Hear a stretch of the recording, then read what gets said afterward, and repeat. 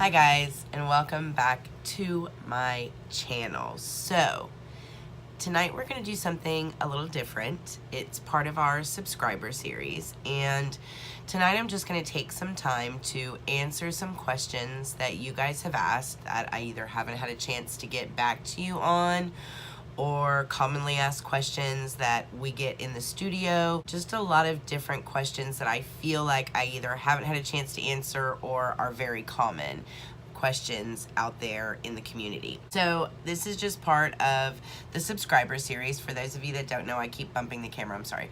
So for those of you that don't know, we have a subscriber series going between now and the end, about mid-January, where this is all about you and what kind of content you want to see.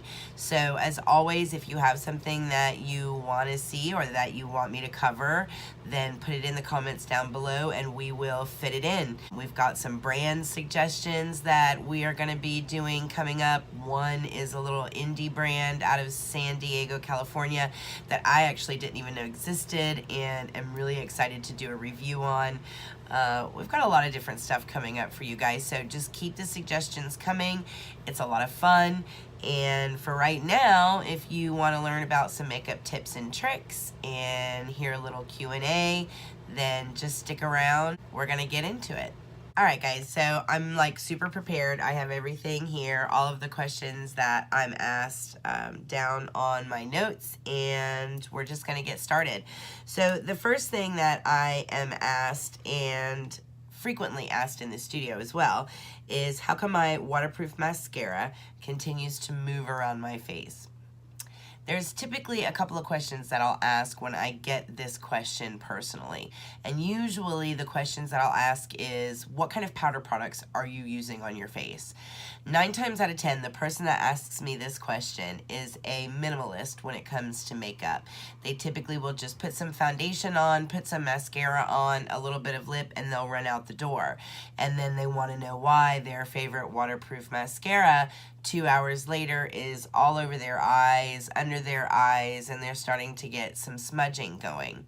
So one of the things that I want to discuss, and this is going to come up again later on in the video, is that waterproof doesn't necessarily mean oil proof.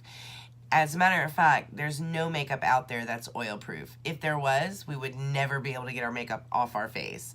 So all makeup products break down with oil. And that includes our body's natural oils. So if you're somebody that just puts foundation on and then puts, or even just a BB cream, or doesn't put any foundation on, just puts mascara on and a lipstick on and then runs out the door, you don't have anything that's going to control the oil coming from your eyelids, coming from underneath your eyes, or basically all around your lash. You don't have anything that's holding those oils at bay. And your lids are a very mobile part of your face because of blinking, etc. So eventually those facial oils are going to work their way to your lashes, and that's going to start breaking down any mascara, waterproof or not. So what I usually will tell this person to do, if you're not going to wear a lot of eyeshadow, or if you're not going to put on a concealer and set it, etc., then the best thing to do is before you actually put on your mascara, just put a little bit of translucent powder. And nowadays you can get the Laura Mercier in these little teeny tiny samples at Sephora for very little money, and this will last you a very long time if this is all you're using it for. You just take a fluffy brush, dip it in here, and just run it around the eye area. Very lightly under your eye, the lid of your eye, right before you put your mascara on. And that'll be enough to keep all of your facial oils at bay so that they don't work their way down into your lashes. Because again, waterproof doesn't mean oil proof. So the key here is to keep the oil at bay. Alright guys, so the next question is, no matter what eyeliner I use in my waterline, it tends to run off and get smeared underneath my eyes all the time, even if I use a waterproof eyeliner for my tight line. So is there a product you can recommend that won't run? So there's actually a little bit of science that goes into tight lining or putting an eyeliner on your waterline. And when I say it to you guys, you're going to be like, oh yeah, that totally makes sense, but I never thought about it that way.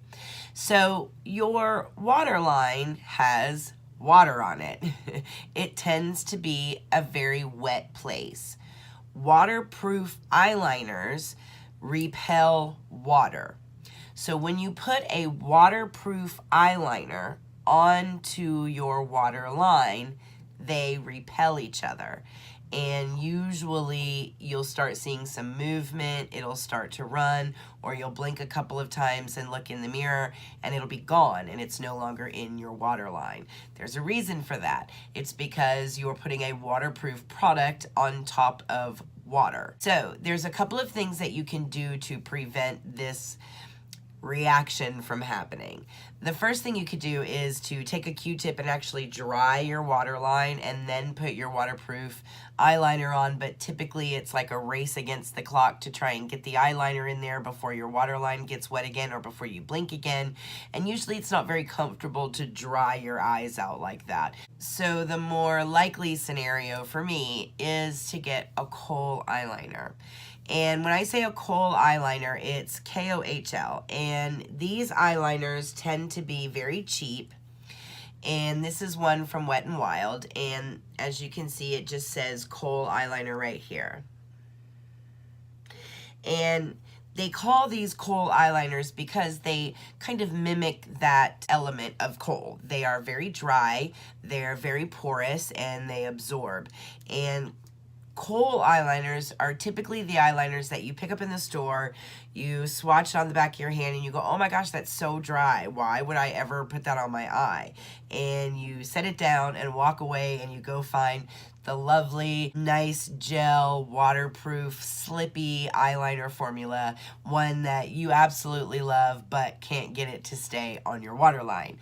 So kohl liners are great. What you do is you actually take a kohl liner, the very dry formula, it's actually supposed to be that dry, and you put it right in your waterline, and it acts and behaves just like a kohl or a clay, and it absorbs water.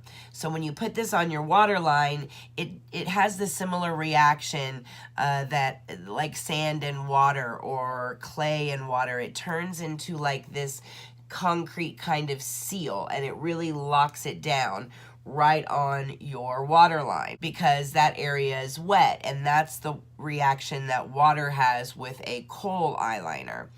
It just dries it up and it absorbs that moisture. So you want to lay the kohl eyeliner down first in your waterline, then go over top of that with your favorite waterproof eyeliner. Now, there's a couple of problems that can come because of this. A lot of makeup artists like to use very bright, vibrant pops of color in the waterline. And kohl eyeliners tend to come in one of two colors, brown or black. So you actually have to find a line of kohl liners that has some variation to it. Sephora actually has a fantastic line of kohl eyeliners that are very, very inexpensive. One of my favorite that I like to recommend is a beige kohl liner, one that just has this kind of color to it. Just a beige kohl eyeliner, because you can put the beige kohl eyeliner right on your waterline, and then when you put a blue or a purple on top of it, it's actually very vibrant and it makes it just pop, and that kind of solves that dilemma. But Sephora has a great line of kohl eyeliners. I definitely recommend that you guys check out those eyeliners, and I hope that helps you with the problem of your favorite waterproof eyeliner always slipping out of your waterline. All right, and the next question is, and I get this one a lot as well, so I always lose my foundation off the tip of my nose and my chin before I lose foundation on any other part of my face. How do you keep this from happening? So your nose is a very different part of your skin. It has more oil glands on it and more pores than any other part of your face. So your nose is very different. I have that same issue, and a lot of the way that we solve that issue so that we're not touching up clients throughout the course of the day is that we will put foundation everywhere on the face except for the nose and the chin. And on the nose and the chin, we will actually go in with a concealer. Now, what kind of concealer you use is going to be important. You don't want to use a very slippy, emollient concealer that you typically would use under the eye, like the Too Faced Born This Way or the Urban Decay Naked Skin. Those are both those kind of doe foot applicators, very thin formulas. That's not what you're looking for when you want to use concealer on your face in place of a foundation. What you want to try and find is a foundation that's a lot thicker, heavier, tackier, and my personal recommendation is the Benefit Buoying, and it's not the one that's smaller than this. That is the Erase Paste. This is actually the Benefit Buoying Airbrush Concealer. Get this in your skin tone. Make sure that if you're using concealer for this purpose, that you get it in a skin tone that matches your actual complexion. If you use a brightening concealer for this purpose on your nose or your chin, you're gonna really draw attention to your nose and your chin. And some people may not like that. But you want a consistency similar to this. Something that's just very thick, very rich. This is what they call an airbrush concealer, so it's gonna look very nice on the skin, especially when you use it as a foundation. It's very thick and very heavy, and this will have all kinds of staying power on your chin, on your nose, and you can set it with a powder just like you would your foundation, and you should be good to go. All right, so the next question is, even when I use a lipstick with a lip gloss and a lip liner, a lot of times I still have issues with the gloss or the lipstick going outside of my lip line. What can you do to help? All right, so this is also a common issue. Even if you put a lip liner on, sometimes your lips tend to get a mind of their own and it starts spreading either the corner or up here or down here.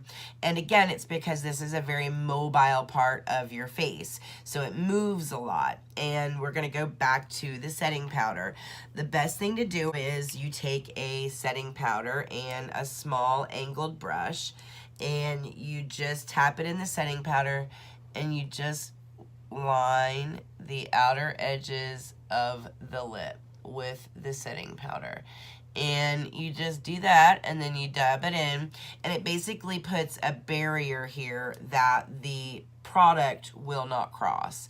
And so if you edge that all the way around your lips, then you will keep your lip products in place and they will behave for the remainder of the day. All right, so the next question is actually a question that I can relate to. So I have a lot of redness on my face, and I don't like using green color correctors. I find that it changes the color of my foundation. Is there something else you can recommend to help even out my skin tone? So I get redness for a different reason. I am post-menopausal, even at my age. I had a hysterectomy at a very young age, story that we will save for another day, but that forced me into menopause at 30 some years old. So I began dealing with hot flashes at a very young age, and when you flash, the color literally will start here and it will creep up your face and your whole face will just turn bright red.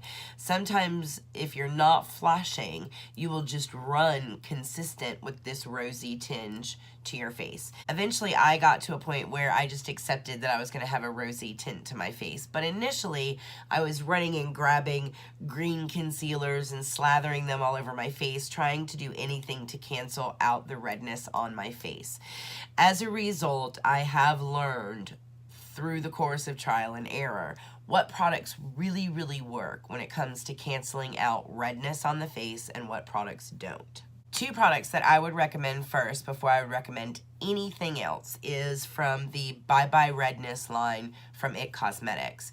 Now, Jamie, the lady that owns It Cosmetics, personally deals with really severe rosacea on her face and burst capillaries and blood vessels, etc. So getting rid of redness was a very personal mission for her. So there was a lot of science put into their Bye Bye Redness collection, and it shows. two products from the It Cosmetics Bye Bye Redness that are knockout, standout products. The first one is the Bye Bye Redness Corrector. And this is actually what they call a neutralizing correcting cream. It actually is like skin toned, right? So it's not green, but it has specific pigment and shade in it that genuinely reduces any redness that you have on your face. So this is something that you would actually put on your face underneath your foundation in whatever area it is that you have redness. And you just put it on, and then, I don't know if you guys can see there, but the back of my hands tend to be very red, especially up where my knuckles are. And this will actually immediately get rid of any redness that you have, and it will just immediately neutralize it. It's very thin. It feels like a cream, and it just immediately neutralizes any redness that was there.